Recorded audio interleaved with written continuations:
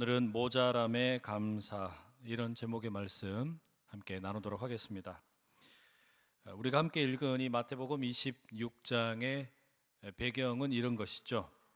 즐거운 유월절 만찬을 예수님과 12제자가 함께 즐기고 있었습니다.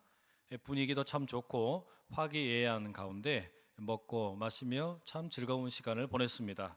그런데 예수님께서 갑자기 수건으로 입을 닦으시더니 이 제자들을 다 부르십니다. 얘들아, 내 말을 좀 들어라. 그리고 이렇게 말씀하시는 겁니다. 오늘 밤에 너희가 다 나를 버릴 것이다. 너희들이 나를 모른다고 할 것이다. 너희들이 나를 배신할 것이다. 그런 일이 일어난다고 해도 너무 놀라지 말아라. 내가 무덤에서 살아난 후에 너희들을 만나러 갈릴리로 갈 것이다. 이 말씀에 제자들이 충격을 받았겠죠. 도대체 예수님 지금 무슨 이야기 하시는 거냐? 서로 간데 옥신각신하면서 의아한 생각을 가지고 있었습니다. 이럴 때 꼭 먼저 나서는 사람들이 있어요. 베드로와 같은 사람들이죠. 성격이 급한 베드로가 가만히 있지를 못하고 예수님에게 한마디 해야만 했습니다. 주님, 아니 어찌 그렇게 섭섭한 말씀하십니까? 여기 있는 다른 놈들은 몰라도 저는 주님의 수제자입니다. 그러니 저는 죽었다 깨나도 절대로 예수님 배반 안 합니다. 그럼 말도 되지 않는 소리 하지 마십시오. 정말 그러시면 섭섭합니다. 저에게는 배신, 배반 이런 것은 있을 수가 없습니다. 제 믿음은 완벽합니다. 확실합니다. 이렇게 자신 있게 이야기하죠. 그런데 예수님은 베드로의 말이 끝나기도 전에 단호하게 말씀하십니다. 베드로야, 네가 오늘 밤에 닭이 울기 전에 나를 3번 부인할 것이다. 배신할 것이다 말씀하십니다.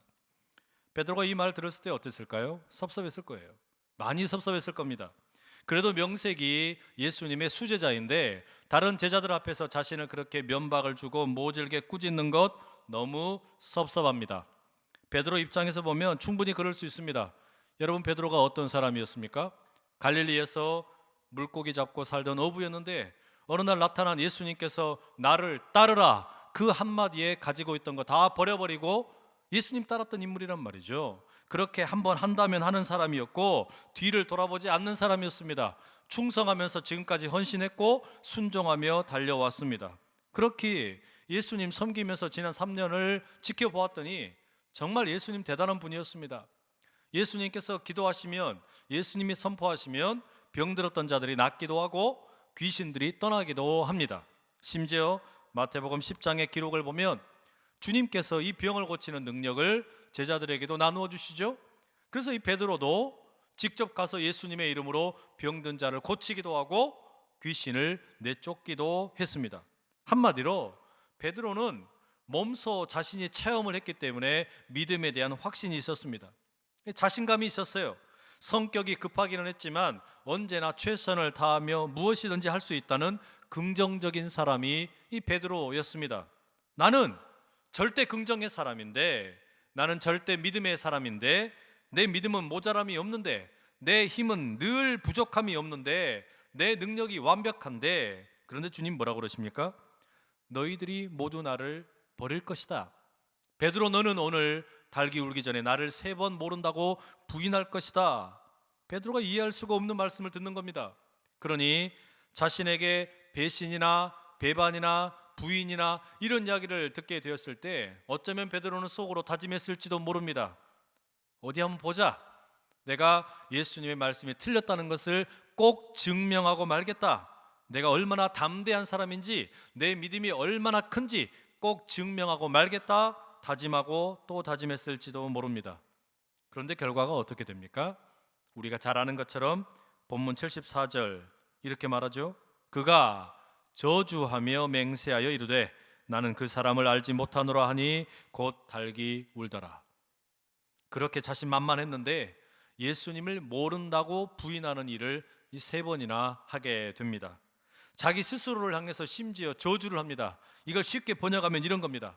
사람들, 내가 만약에 지금 거짓말 안 한다면 내가 저주받을 놈이요, 나는 그 사람을 모르오. 예수님을 모른다라고 부인하고 자기 스스로를 향해서 저주를 하는 겁니다. 결코 예수님 배반하지 않겠다고 맹세한 지 5시간도 지나지 않았습니다. 자신만만했던 이 바다 사나이 베드로가 초라하게 되어버렸겠죠. 굳은 결심을 지키지 못한 베드로, 배신자가 되어버린 이 베드로, 그의 마음 상태를 오늘 본문 75절은 이렇게 말합니다. 이에 베드로가 예수님의 말씀에 닭 울기 전에 네가 3번 나를 부인하리라 하심이 생각나서 밖에 나가서 심히 통곡하니라. 여러분, 이 이야기를 가만히 들으면서 좀 의아하다라는 생각 가지실지도 모르겠습니다. 아니, 오늘이 추수감사주일인데 뭐 이상한 말씀을 나누시나? 맞습니다, 여러분. 오늘이 한 해 동안 하나님께서 우리에게 베풀어 주신 은혜에 감사를 표현하는 추수감사주일입니다. 그런데 여러분, 우리는 어떤 이유로 감사합니까? 여러분은 어떤 이유 때문에 감사하며 살아가고 계십니까? 앞서 우리가 영상을 보았지만 우리는 보통 무언가를 가지고 있어서 감사한다라고 생각할 때가 참 많습니다. 깨끗한 물을 가지고 있어서 감사하고, 신을 수 있는 신발을 가지고 있어서 감사하고, 쉴 수 있는 집이 있어서 감사하고, 영상을 볼 수 있는 스마트폰이 있어서 감사하고, 깨끗한 화장실을 가지고 있어서 감사하고. 여러분, 이 모든 감사는 다 무엇입니까? 무언가를 가지고 있기 때문에, 내가 무언가를 소유하고 있기 때문에 감사한다라는 것입니다. 그런데 이 베드로의 이야기를 오늘 본문 가운데서 살펴보면 질문이 생깁니다. 베드로는 본래 자신감이 넘치는 사람이었고, 부족함이 없는 사람이었고, 모든 것에 자신감이 넘쳐서 그냥 자신만만했던 인물인데, 이렇게 이제 자신감 넘치던 베드로가 한순간에 배신자가 되어버린 겁니다. 갑작스럽게 모자란 사람이 되어버렸습니다. 자기 자신의 어떤 다짐의 한계를 부딪히게 된 겁니다. 이렇게 모자람이, 한계가 부딪히게 되었을 때 과연 질문이 생기는 겁니다. 가지지 못한 것에 대해서 감사할 수 있을까? 모자람을 확인했을 때 감사할 수 있을까? 한계에 부딪혔을 때 여전히 감사할 수 있을까? 이런 질문이 생기는 겁니다. 사실 여러분, 우리는 모자람이나 한계, 이런 이야기들을 들을 때 그런 것들은 전혀 감사의 조건이 되지 않는다라고 생각하는 경우가 많지요. 그래서 우리는 무언가가 모자란다, 무언가가 한계가 있다, 이러면 이런 거 우리 싫어합니다. 그런데 여러분, 정말로 우리에게 이 모자람이나 한계는 감사의 조건이 되지 못하고 우리를 불편하게 만드는 것 뿐일까? 정말로 그렇습니까? 아닙니다. 정신과 의사인 이시형 박사님이 언젠가 칼럼을 썼는데 그 가운데 이런 내용을 쓰셨어요. 좀 긴 내용이지만 제가 소개를 해드리도록 하겠습니다. 힘은 어디서 유래하는 걸까? 정신의학적 설명을 하자면 힘은 모자람에서 온다. 배가 고파야 동물은 움직일 동기가 생기고 따라서 힘이 생긴다. 배부른 사자는 낮잠만 잔다. 게으름이 주룩 흐른다. 누가 감히 사자 우리를 넘보랴. 잔다고 주의를 경계할 필요도 없다. 참으로 느긋하다. 백수의 왕으로 태어난 것도 당연한 일. 배불리 먹었다고 달리 감사할 것도 없다. 동물의 세계도 한 나라도 그리고 개인도 다르지 않다. 어떤 부도 영화도 언젠가는 종말이 오는 건 이 때문이다. 이게 부자 나라, 부잣집의 고민이다. 있다고 감사할 줄도 모르면 정신의 쇠퇴는 불보듯 뻔하다. 당연히 그래야 하는 걸로 생각하면 오만과 독선에 빠질 건 필연이다. 모자라면 불만이다.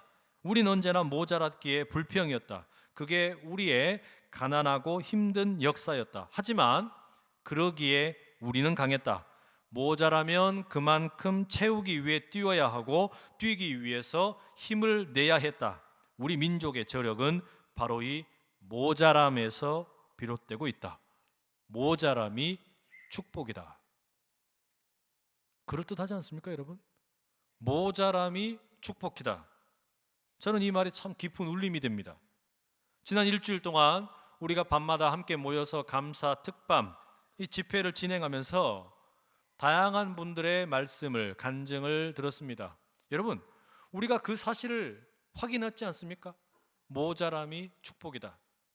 장애가 있는 자녀가 수능 시험을 보는 것만으로도 감사하고, 16 곱디 고운 딸을 하나님께서 데려가셨을 때에도 감사하고, 이단과 싸우던 아버지가 이단 어떤 사람의 칼에 맞아 순교하셨을 때에도 감사하고, 뱀의 후손이 아니라 여인의 후손으로 살게 된 것도 감사하고, 결혼 생활에 실패하고 방송 활동에 실패했지만 하나님 만나서 새롭게 된 것도 감사하고, 성대에 혹이 있지만 찬양 사역자로 쓰임 받게 된 것도 감사하고, 찢어질 듯 가난했지만 호통 판사가 되어서 길거리 청소년들 대부가 된 것도 감사하고.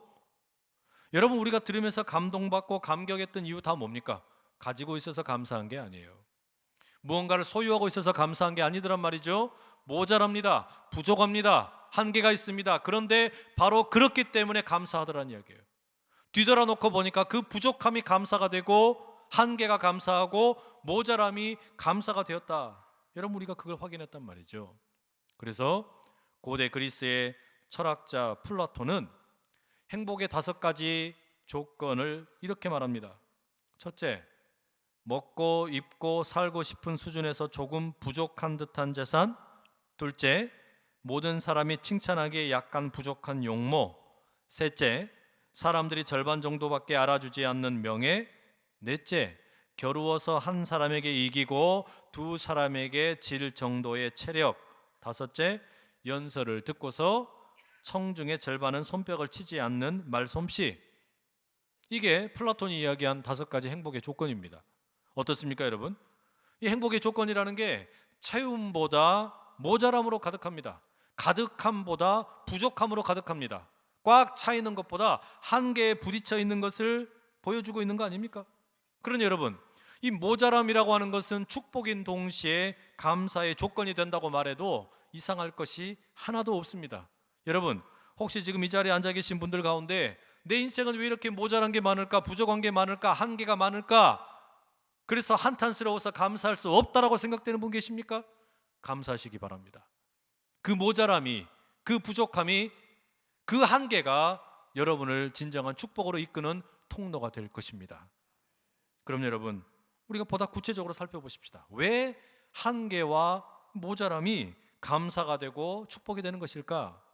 왜냐하면 우리 인생이 한계에 부딪히게 될 때, 모자람을 경험하게 될 때 비로소 새로운 시작이 열리기 때문입니다. 오늘 본문 75절 다시 읽어드립니다. 이에 베드로가 예수님의 말씀에 닭 울기 전에 네가 3번 나를 부인하리라 하심이 생각나서 밖에 나가서 심히 통곡하니라. 베드로가 자기 자신의 부족함을 경험했어요. 자신의 자신감이 얼마나 한계가 있는가, 모자란가 절절하게 경험을 했지요. 3번이나 예수님을 모른다고 부인을 한 겁니다. 그 비통함과 슬픔 가운데 밖에 나가서 얼마나 통곡을 하고 우는지 모릅니다. 그런데 여러분, 더 중요한 것은 베드로가 지금 이렇게 예수님을 부인하고 모른다고 했던 그 실망감 가운데 그냥 저주하고 끝난 게 아니라는 이야기예요. 자기 모습을 직시하고 한계를 깨닫고서 바울이 뭐합니까? 눈물을 흘리고 전 존재를 돌이켜 새로운 시작을 경험하게 됩니다. 다시 말하면 예수님 앞에서 진정한 회개를 경험하게 된다는 이야기예요. 여러분, 우리가 회개를 해야 된다 이런 이야기 자주 하는데, 회개라는 걸 도대체 언제 하는 겁니까? 여러분, 회개라는 것은 내가 한계를 부딪혔을 때, 내가 모자람을 경험했을 때 하는 게 회개예요. 내 능력으로 안 된다라는 것을 깨닫게 될 때 비로소 회개가 일어나는 것입니다. 내가 할 수 있다고 생각되면 사람이 회개 안 합니다. 내가 능력이 있다고 생각되면 회개 안 해요. 그런데 내게 능력이 없다, 난 모자란다, 나는 부족하다, 내가 한계가 있다, 이걸 부딪히고 나면 비로소 인생을 하나님께 드리기 시작한다는 이야기예요. 여러분, 이게 회개 아니냐 이 말이죠. 한계를 경험하는 사람들, 한계를 절감하는 사람들이 비로소 하나님을 찾습니다. 회개를 한다는 말이죠. 그리고 바로 거기에서 새로운 출발이 하나님과 함께 시작이 되는 겁니다. 그런데 안타깝게도 많은 사람들이 이걸 인정하지 않습니다. 하나님을 인정하지 않는 거예요. 자신의 한계가 부딪히고 자신의 모자람이 경험이 되지만 하나님을 인정하지 않는 사람들이 참 많습니다. 수년쯤 전에 영국의 진화 생물학자인 리차드 도킨스라는 사람이 God Delusion이라는 책을 썼습니다. 이 책을 우리나라에서도 번역을 했는데 만들어진 신이라는 제목으로 번역이 됐죠. 이 책이 시중에서 사람들 가운데 센세이션을 일으켰어요. 근데 이 도킨스라는 사람이 하는 이야기가 뭐냐? 무신론자예요. 신이라는 건 뭐냐? 딜루션, 망상이라는 겁니다. 신이라는 것은 없는데 사람들이 의지할 곳이 필요해서 만들어 놓은 망상이라는 겁니다. 사람들이 만들어 놓은 그 개념이라는 것입니다. 그런 신이라는 개념 속에 갇혀 살지 말고 사람은 스스로 신의 굴레를 벗어나서 자유롭게 살아야 된다. 이게 이 갓 딜루션이라는 책의 내용이에요. 여러분 정말 그렇습니까? 무신론을 신봉하는 이 도킨스처럼 사실 이미 오래전부터 수많은 사람들이 하나님 없이 인간의 힘으로 유토피아를 만들어 보겠다고 달려간 사람들 참 많았습니다. 그런데 노력을 그렇게 많이 했는데 결과가 어떻게 됐냐?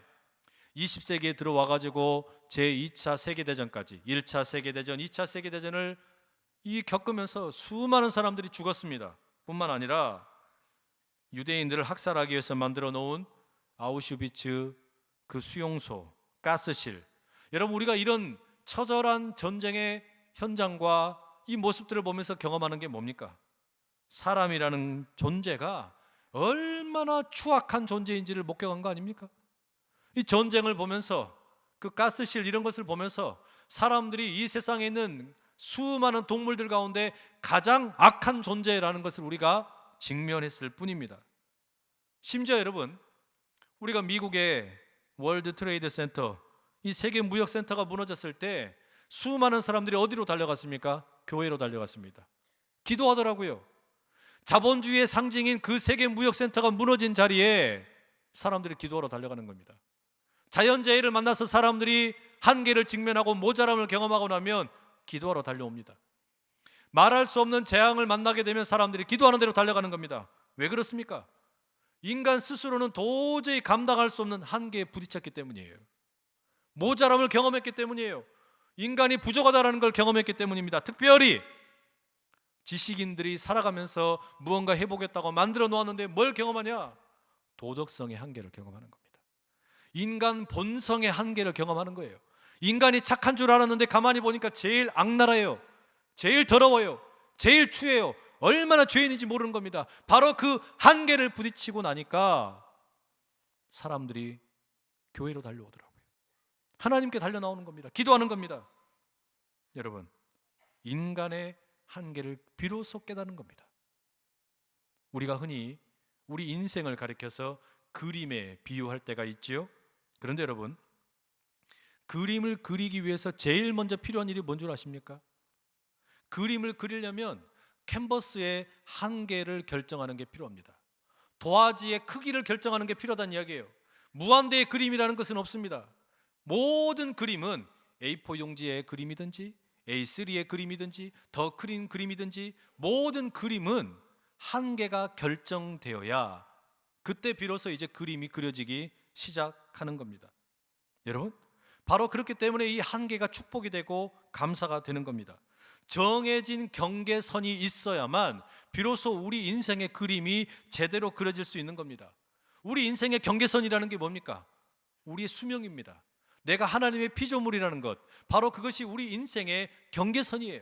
바로 그 경계선이 있기 때문에 이제 우리는 도화지 위에 그림을 그리듯이 우리 인생의 그림을 그리게 된다라는 겁니다. 여러분, 본문에 나오는 이 베드로의 통곡은 바로 그 한계를 인정하는 행동입니다. 왜 베드로가 통곡을 합니까? 자신의 자신감에 한계를 부딪힌 거예요. 내가 내 힘으로 할 수 있다고 생각했던 그 자신감의 모자람을 경험한 겁니다. 그래서 이제 여러분, 베드로가 어떻게 사는 겁니까? 자신감으로 사는 인생이 아니라 의지함으로 사는 것을 배우기 시작하는 겁니다. 내 힘으로 사는 게 아니라 하나님을 의지함으로 사는 법으로 바뀌어지게 되었다라는 말입니다.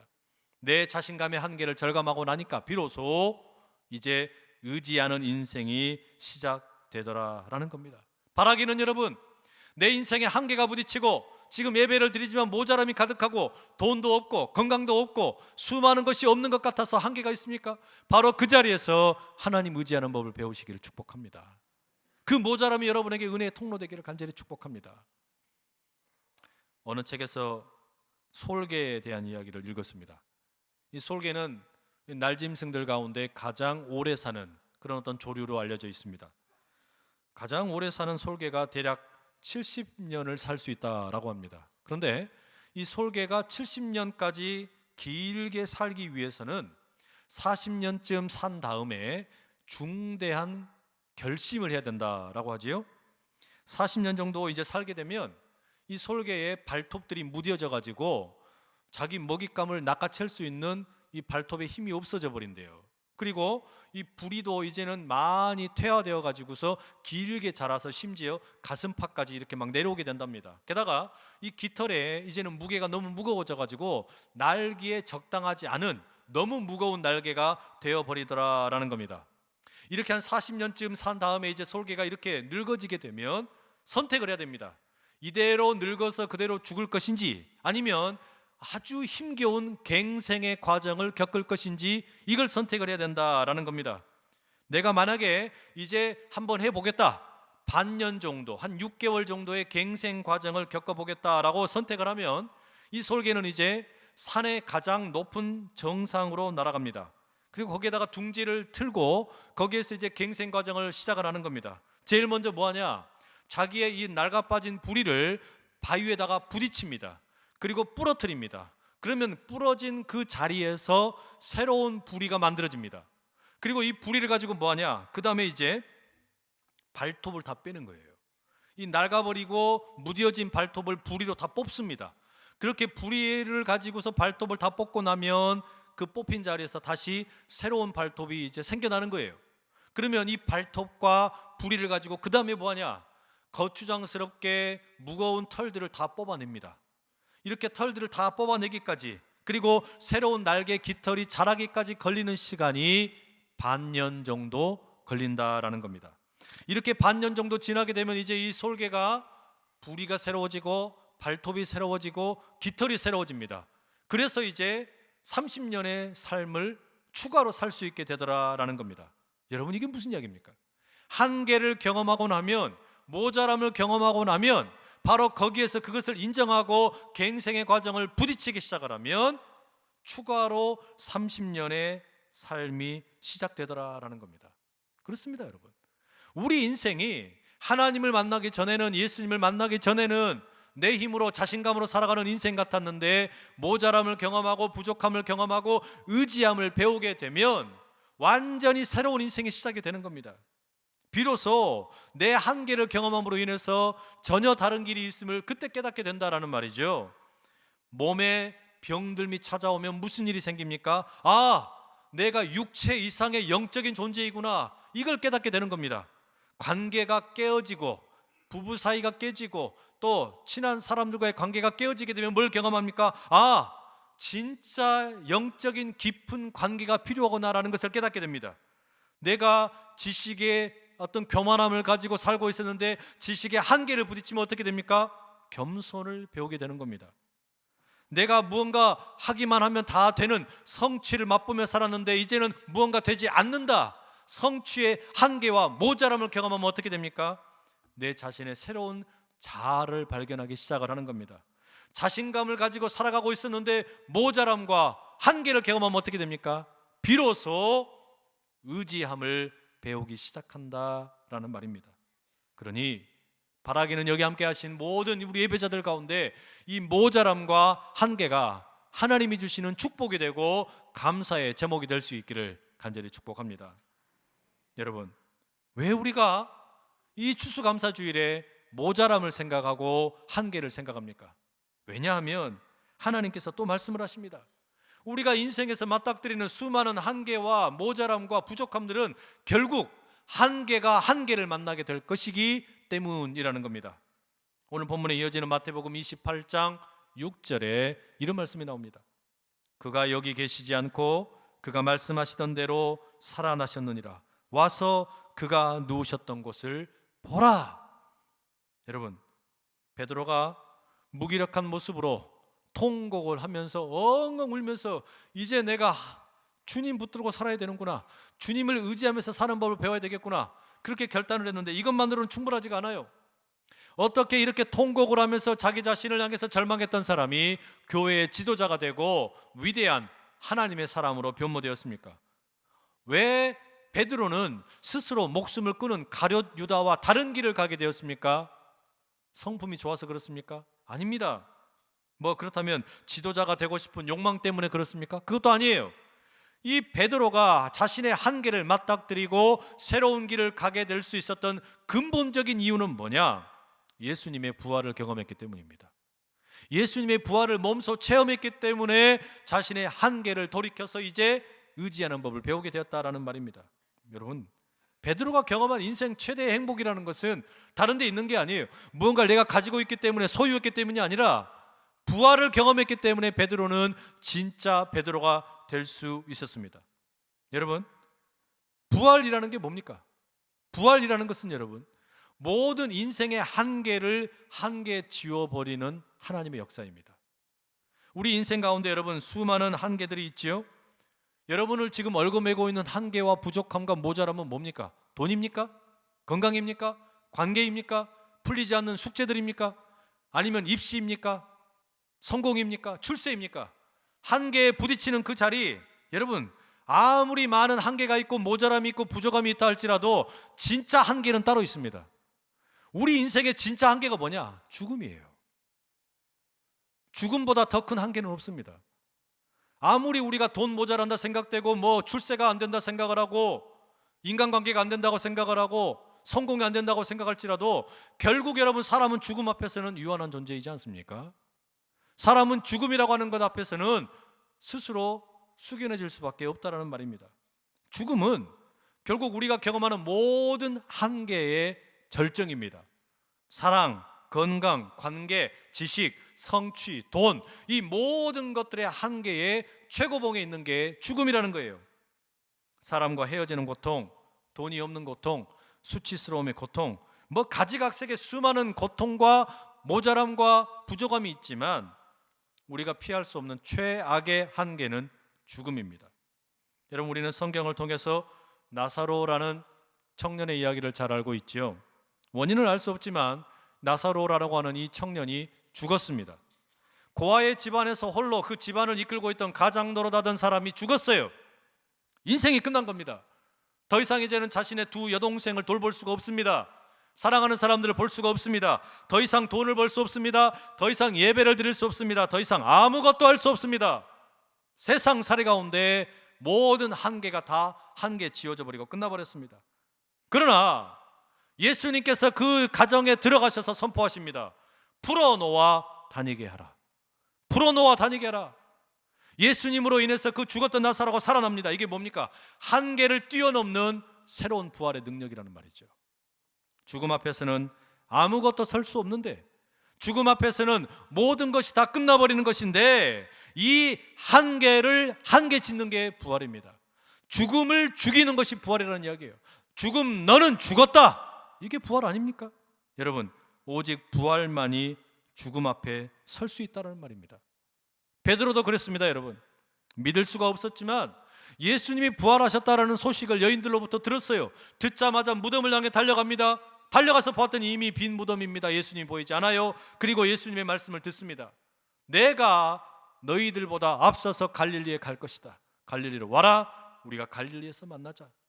갈릴리로 힘차게 달려갔습니다. 그리고 거기서 정말로 부활하신 예수님을 목격하게 됩니다. 충격이죠. 그 부활하신 예수님을 목격하게 될 때 비로소 베드로가 지난 3년 동안 예수님에 대해서 오해했던 것, 자기 자신이 자신감으로 살 게 아니라 이 부활하신 예수님을 붙잡고 의지하여 살아야 될 것을 온전히 경험하게 되는 겁니다. 이제 베드로는 그 부활 앞에서 더 이상 자신의 기질, 성격, 무슨 가족관계, 출세 이런 걸 가지고 발버둥 치는 인생이 아닙니다. 부활하신 예수님을 만난 이후에 이 베드로는 완전히 달라지게 된 겁니다. 이제는 자신감으로 사는 인생이 아니라 맡기는 인생이 되는 겁니다. 의지하는 인생이 되는 겁니다. 바로 그 힘이 부활로부터 경험되었다라는 말이죠. 여러분, 이게 우리에게 감사의 제목 될 수 있기를 축복합니다. 내게 그렇게 많은 부족함이 있는데, 모자람이 있는데, 한계가 있는데, 우리 주님의 부활이 뭐냐? 그 모든 한계를 한계 지워버리는 사건입니다. 내게는 죽음이라고 하는 절대로 건널 수 없는 한계가 있는데 그 죽음을 죽이시는 게 우리 주님의 부활이라는 말이에요. 여러분, 우리가 올 한 해를 돌아보면서 도대체 뭐가 그렇게 감사한 일들이 많으십니까? 돌이켜놓고 보면 올해 우리나라 경제도 어렵다 그러지, 취업도 안 된다 그러지, 대학 들어가기도 어렵다 그러지. 별로 감사할 제목들이 없어요. 그렇게 감사할 제목들보다 오히려 원망스러운 게 많습니다. 왜요? 모자람을 많이 경험했으니까, 부족함을 많이 경험했으니까. 돈도 모자라지, 인간관계도 모자라지, 한계를 부딪히고 성공도 안 되고 사람들도 나를 인정해 주지 않는 것 같고, 수많은 모자람과 부족함을 경험했음에도 불구하고 우리가 오늘 이 자리 추수감사주일에 감사할 수 있는 것은 내 모자람과 한계와 부족함이 주님의 부활을 만나서 완전히 새로워질 것을 믿기 때문입니다. 죽었던 나를, 죽을 수밖에 없는 나를 예수님 십자가에 죽으시고 부활하심으로 죽음을 죽이시고 한계를 한계 지우시고 나의 인생 가운데 새롭게 하신 그 주님, 그 주님의 구원의 은혜가 우리에게 날마다 가장 커다란 감사의 제목 될 수 있기를 간절히 축복합니다. 찬송가 310장 이렇게 고백하죠. 하나님의 은혜로 있을 데 없는 자, 왜 구속하여 주는지 난 알 수 없도다. 내가 믿고 또 의지함은 내 모든 형편 아시는 주님, 늘 보호해 주실 것을 나는 확실히 아네. 나는 확실히 아네. 여러분, 우리 주님께 영광의 박수를 드리십시오. 내 모든 형편을 아시는 주님, 내 모든 모자람 아시는 주님, 내 모든 부족함을 아시는 주님, 그분이 나를 도우시고 지키실 것을 나는 확실히 아네. 이 추수감사절에 주님으로 인해서 그 감사의 제목이 넘치게 되고, 내 모자람과 부족함이 감사의 조건 되고 축복의 통로되는 여러 모든 성도님들의 삶이 되시기를 간절히 축복합니다. 우리 시간에 마음 모아서 함께 같이 한번 기도하십시다. 주님, 올 한 해 돌아보면 모자란 게 참 많았습니다. 올 한 해 돌아보면 부족한 것도 많았습니다.